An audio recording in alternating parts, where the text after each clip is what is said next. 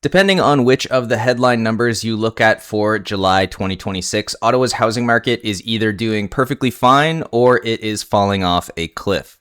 The typical single-family home in the city of Ottawa sold for about $795,000 last month. A year ago, that same home sold for about $815,000, so $20,000 gone. And month to month, it actually looks worse, with detached prices down about $35,000 since June. So if you own in this section of the market, this is a number that probably doesn't make you feel very good. But here's what kind of stopped me and pulled me back in the other direction. In that same month that prices were falling, more people bought a single family home than they did last July. And they were competing harder for those same properties, which is not what happens to a market when it's collapsing.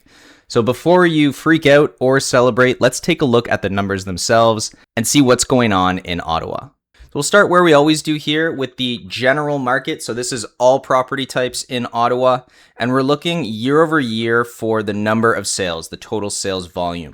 And you can see for 2026 in July, we had 1,140 sales, which is practically exactly the same as last year. Last year, we had 1,141 sales. And you can see the trajectory the last few years has actually been a positive one. If we're looking specifically at sales volume, prices did not follow suit, obviously. But we actually had a very, very slow July in 2022, which, because if you remember, spring 2022 was the peak. Interest rates went up quite sharply and the market really slowed down, kind of heading into that spring, early summer period. And that's why the latter part of 2022 was kind of the bottom of the barrel as far as sales volume. But you can see that it's been kind of recovering since then, and year over year, we are flat for sales volume in Ottawa. This is sales volume as well, just categorized a little bit differently, and you can see this shows the seasonality pretty well. So we're having a pretty typical July. You'll never see, or very rarely see, July be any higher than June. April, May, June is kind of the peak season, and now we're coming down into what's normally a bit of a quieter time of year. I find things normally pop a little bit in September, October before they completely die off in November, December as we head into Christmas. And then we start the whole cycle over again with a slow January, February into a busy spring. Now, taking a look at the number of active listings on the market at the end of the month, this is something that we have seen basically all of 2026. We've seen this number going up relative to the last few years. And for 2026 in July, we're actually seeing the number of listings sitting on the market be higher than that previous record of 2017. So this is not evenly distributed across the categories, as we're going to see when we drill into the single family market. The amount of inventory sitting on the market for condo and condo townhouse type properties is quite high. Detached is a little more under control, but definitely continuing that upward trajectory for active listings. Months of inventory, which is what we get when we take that active inventory on the market at the end of the month and divide it by sales volume to give us a measure of absorption, is up a little bit here. So we're up slightly year over year. We had 3.41 months of inventory last year as a total market. We're now at 3.68 months of inventory. And that's up from last year too, up from last month as well, 3.31 months of inventory, which is kind of what we expect. Again, with the summer getting a little bit quieter, we expect sales to slow down, inventory to linger on the market a little longer, and that's normally reflected in the form of an increasing months of inventory.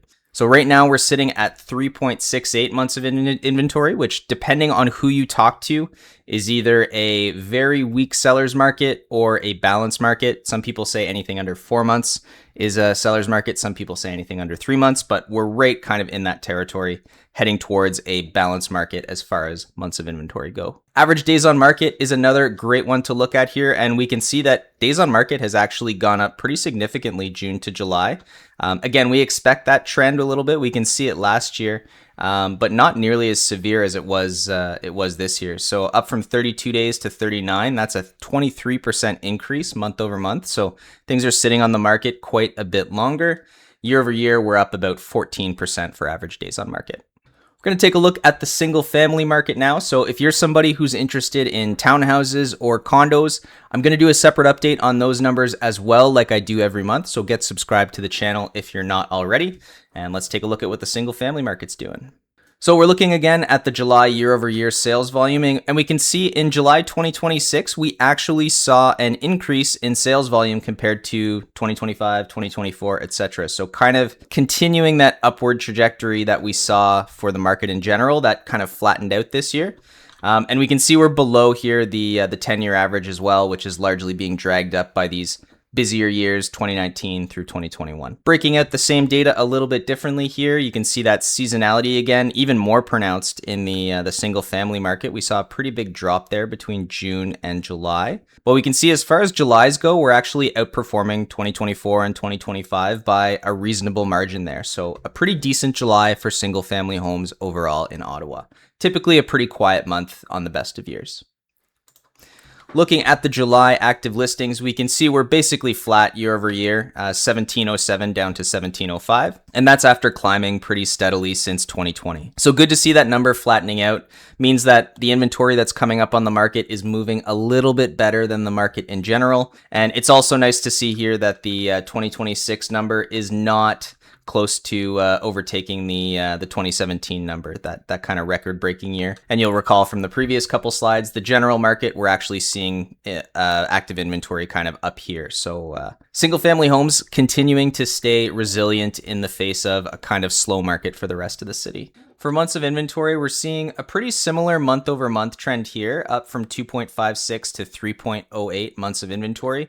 So we expect to see an increase in months of inventory from June to July as we transition to kind of the quieter part of the sales cycle.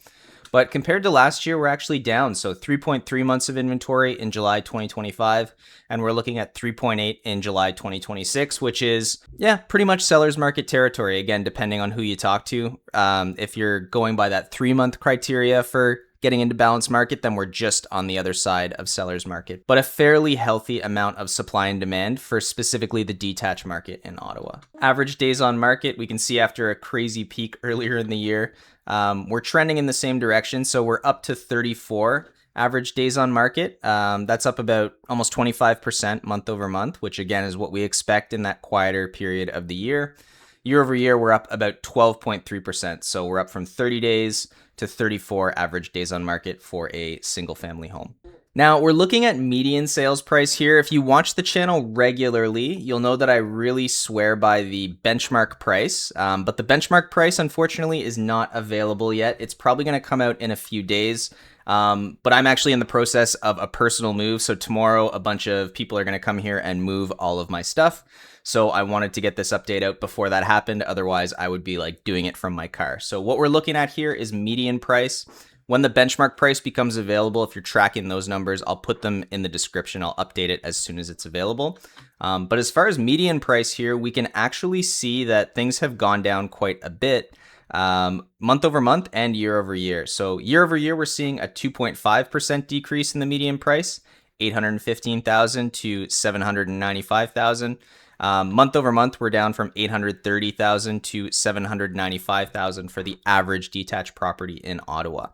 Now, the reason I prefer to normally use the benchmark price is because it's less prone to outliers and kind of swingier data. Now, median isn't as prone to outliers, but it can be changed a little bit just based on what kind of houses sold that month, similar to the average price.